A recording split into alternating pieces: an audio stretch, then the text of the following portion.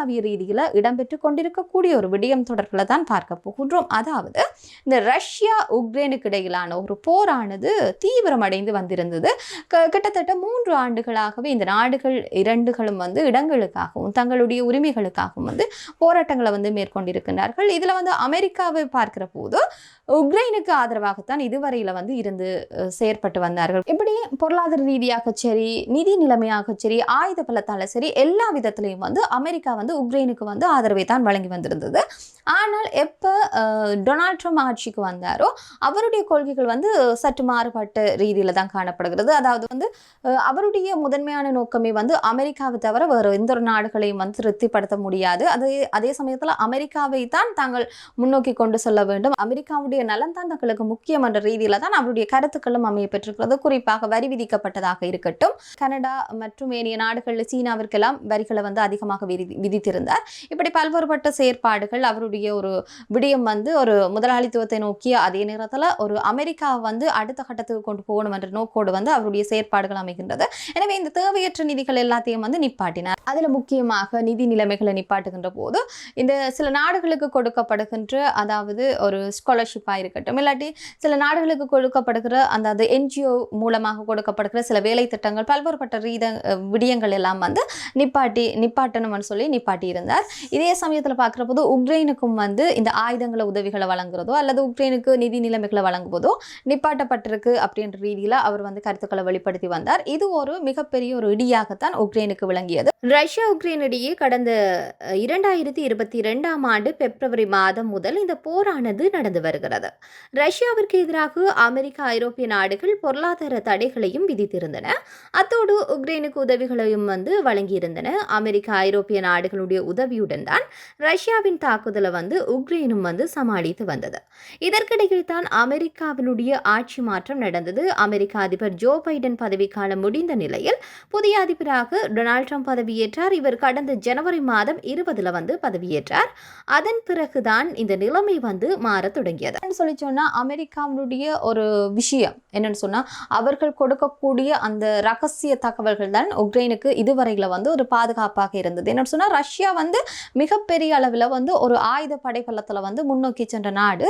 இப்படிப்பட்ட ஒரு சூழ்நிலையில் உக்ரைன் அதற்கு கீழாகன்றதை விட ஒரு படைபலத்தில் வந்து குறைவாக இருக்குது. ஆனால் அமெரிக்கா தான் அதுக்கு பின்னால் நின்று இதுவரை காலமும் வந்து இந்த போராடுவதற்கும் போராட்டத்தை மேற்கொள்வதற்கும் வந்து உடந்தையாக இருந்தது. எனவே இப்படிப்பட்ட ஒரு சூழ்நிலைகளை இப்போ அமெரிக்கா வந்து உக்ரைனுக்கு ஆதரவு வழங்காது என்ற ரீதியில் கருத்துக்களை வெளிப்படுத்தியவின் ஊடாக உக்ரைன் பாரிய அளவில் வந்து அடி வாங்கி இருக்குன்னு தான் சொல்ல வேண்டும்.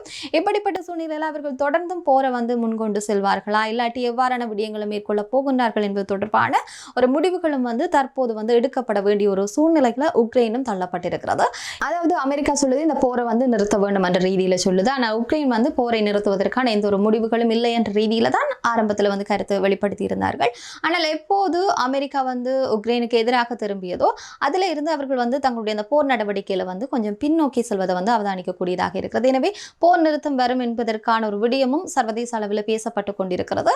எவ்வாறான மாற்றங்கள் நிகழப்போகிறது என்பதை பொறுத்திருந்து தான் பார்க்க வேண்டும். அதே நேரத்தில் மிக முக்கியமாக கடந்த முறை வந்து சவுதி அரேபியாவில் வந்து நடைபெற்ற ஒரு பேச்சுவார்த்தை நடைபெற்றிருந்தது. இந்த ஒரு நிலையில் வந்து உக்ரைன் ஜனாதிபதி அழைக்கப்படவில்லை. இது ஒரு காரசாரமான ஒரு கண்டனத்தைக்குரிய விடயமாக மாறியிருந்தது. அதாவது போரை நிறுத்துவதில் வந்து ட்ரம்ப் வந்து ஆர்வமாக இறங்கினார். இது தொடர்பாக ரஷ்ய அதிபர் விளாடிமிர் புடினுடன் ட்ரம்ப் வந்து தொலைபேசியிலையும் பேசியிருக்கின்றார்.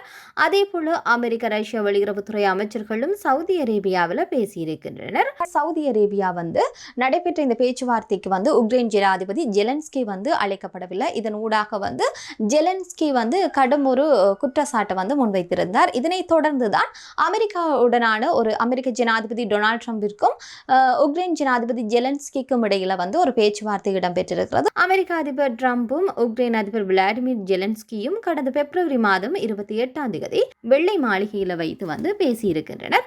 அதற்கு பிறகு கூட்டாக பத்திரிகையாளர்களை சந்தித்த போதும் ஒரு கடும் மோதல் வந்து ஏற்பட்டது. அதாவது அமெரிக்க துணை அதிபராக இருக்கிற ஜேடி வான்ஸ் வந்து அதிபர் ட்ரம்ப் ஆகியோருடைய பேச்சுகளுக்கு வந்து ஜெலன்ஸ்கி எதிர்ப்பு தெரிவித்தார். ரஷ்யாவை குற்றம் சாட்டும் நோக்கத்தில் வந்து ஜெலன்ஸ்கி வந்து இருந்தார். மேலும் இந்த போரில் அமெரிக்கா உக்ரைனுக்கு வந்து உதவவில்லை. உக்ரைன் தனியாக போரை சமாளித்து வருகிறது. ரஷ்ய அதிபர் விளாடிமிர் புடின் வந்து கொலைக்காரர் என்று கூறினார். இதனால் இருதரப்பிற்கும் இடையே இடையே இந்த மோதலானது ஏற்பட்டது. நேரலையிலேயே இரு நாட்டு தலைவர்களும் மோதிக்கொண்டனர். கோபத்தின் உச்சிக்கு போன ட்ரம்ப் உக்ரைன் அதிபரையும் அவருடைய குழுவினரையும் வெள்ளை மாளிகையிலிருந்து அதிரடியாக வெளியேற்றினார் என்று கூட அன்றைய காலத்தில் செய்திகள் பரப்பப்பட்டிருந்தன. இதன் பிறகுதான் ஜெலன்ஸ்கியை ட்ரம்ப் தொடர்ந்து விமர்சனம் செய்தார். அது மட்டுமன்றி உக்ரைனுக்கு வழங்கும் உதவியை நிறுத்தினார். அமெரிக்க ஆதரவின்றி உக்ரைனால் ரஷ்யாவின் போரை சமாளிக்க முடியாது. இதனால் வேறு வழியின்றி உக்ரைன் அதிபர் ஜெலன்ஸ்கி பணிந்திருக்கின்றார். அத்தோடு அமெரிக்க அதிபர் ட்ரம்பினுடைய விருப்பத்தின்படி அவருக்கு கீழே பணியாற்ற தயாராக உள்ளதாக கூட அறிவித்திருக்கின்றார். இது தொடர்பாகத்தான் டொனால்ட் ட்ரம்புக்கு கடிதமும் எழுதியிருக்கின்றார். இதனை அடுத்து தான் அமெரிக்கா உக்ரைனுக்கு வழங்கிய பல பில்லியன் டாலர்கள் மதிப்பிலான ராணுவம் மற்றும் உதவிகளுக்கு ஈடாக உக்ரைனில் உள்ள கனிம வளங்களை தான் அமெரிக்கா எடுக்க அனுமதிக்க வேண்டும் என ட்ரம்ப் வலியுறுத்தி வருகின்றார். இதற்கு ஆரம்பத்தில் உக்ரைன் எதிர்ப்பு தெரிவித்திருந்தாலும் பின்னர் வேறு வழியின்றி தான் ஒப்புக்கொண்டிருக்கிறது. இது தொடர்பான ஒப்பந்தத்தில் கையெழுத்திடுவதற்காகத்தான் உக்ரைன் அதிபர் ஜெலன்ஸ்கி 2 வாரங்களுக்கு முன் அமெரிக்காவிற்கு கூட சென்றிருக்கின்றார்.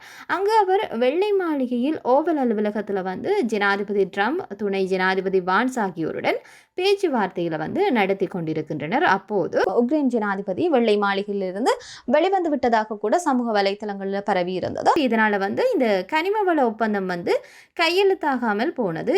இதனை தொடர்ந்துதான் அமெரிக்க ஜனாதிபதி டொனால்ட் ட்ரம்ப் ஒரு கருத்தை முன்வைத்திருந்தார். இதுவரைக்கும் அமெரிக்கா வழங்கி வந்திருக்கின்ற உதவிகளை நிறுத்துவதாக அறிவித்திருந்தார் என்பது குறிப்பிடத்தக்க ஒரு விடயமாக இருக்கிறது. இப்படிப்பட்ட ஒரு நிலையில உக்ரைன் இப்போது தனியே சென்றிருந்தாலும் ஏனைய நாடுகள் கிட்டத்தட்ட 40க்கும் மேற்பட்ட நாடுகள் அவர்களுக்கு ஆதரவு வழங்குவதாகவும், உங்களுக்கு அமெரிக்கா இல்லாட்டி என்ன நாங்கள் இருப்போம் அப்படி என்ற ரீதியில தான் அவர்களும் ஆதரவு தெரிவித்திருந்தார்கள். ஆனாலும் மிக முக்கியமான ஒரு விடயம் என்னன்னு சொல்லி சொன்னா, இப்போது அமெரிக்கா இந்த விடயங்கள்ல இருந்து தள்ளி நிற்குது. எனவே இந்த ரகசியங்களாக, இந்த ராணுவ ரகசியங்களாக இருக்கட்டும், அவர்களுடைய புலனாய்வு அறிக்கைகளாக இருக்கட்டும், இனி உக்ரைனுக்கு கிடைக்காது. இப்படிப்பட்ட ஒரு சூழ்நிலை உக்ரைனால ஏனைய அந்த 40 நாடுகள் சேர்ந்தால் கூட ரஷ்யா எதிர்க்க முடியாத ஒரு சூழ்நிலை தான் ஏற்படும். இதுதான் ஒரு மிகப்பெரிய ஒரு பிரச்சனையாக உக்ரைனுக்கு மாறி இருக்கிறது. இப்போ உங்களுக்கு தெரியும், அமெரிக்கா எப்போதுமே தன்னுடைய நலனில் தான் அதிக அக்கறை கொண்ட ஒரு நாடாக இருக்கிறது. குறிப்பாக அங்கே இருக்கிற வளங்களை சுரண்டுவதற்கும், அங்கே இருக்கிற பொருளாதார ரீதியில் தனக்கு நலனை எதை பெற்றுக்கொள்ள முடியுமோ என்ற ரீதியில தான் அமெரிக்கா இதுவரையில் உக்ரைனுக்கு ஆதரவாக செயற்பட்டது. ஆனால் இப்போது அமெரிக்காவுடைய நிலை மாறி இருக்கிறது. இந்த நிலையில தான் உக்ரைன் ஜனாதிபதி ஜெலன்ஸ்கி சவுதி அரேபியா மன்னரை சந்தித்திருக்கின்றார் நேற்றைய தினம். இதே நேரத்தில் மாஸ்கோவில் ட்ரோன் தாக்குதலுக்கு மத்தியில தான் ஜெட்டாவில் உக்ரைன் போர் நிறுத்த அமைதி பேச்சுவார்த்தை தொடங்கி இருக்கிறது. சவுதி அரேபியாவின் ஜெட்டாவினுடைய முக்கியமான அமைதி பேச்சுவார்த்தைகள் தொடங்குவதற்கு முன்பு ரஷ்யாவினுடைய தலைநகர் மாஸ்கோ மீதுதான் உக்ரைன் நடத்திய மிகப்பெரிய ஆளில்லாத விமான தாக்குதலில் 3 பேரும் உயிரிழந்திருக்கின்றனர். கிடைத்த தகவலின் அடிப்படையில் மாஸ்கோ மீது கிட்டத்தட்ட 337 ஆளில்லாத விமானங்கள் மூலம் தாக்குதல் நடத்தப்பட்டதாக கூட கூறப்படுகிறது. கடந்த 3 ஆண்டுகளில் ரஷ்யா மீது நடத்தப்பட்ட மிகப்பெரிய ட்ரோன் தாக்குதல் இது என்றும் விவரிக்கப்படுகிறது. ரஷ்யா மீது தாக்குதல் செய்திகள் உலக அரங்கில் பரபரப்பை ஏற்படுத்தியுள்ள நிலையில் சவுதி அரேபியாவின் ஜெட்டாவில் உக்ரைன் அமெரிக்கா இடையிலான அமைதி பேச்சுவார்த்தை தொடங்கியிருக்கிறது. இந்த ட்ரோன் தாக்குதலினுடைய எதிரொலிகள் எதிரொலித்துக் கொண்டிருக்கும் போதே அமெரிக்கா மற்றும் உக்ரைன் உயர் அதிகாரிகள் ராஜதந்திர முயற்சிகளில் ஈடுபட தொடங்கியிருக்கின்றனர்.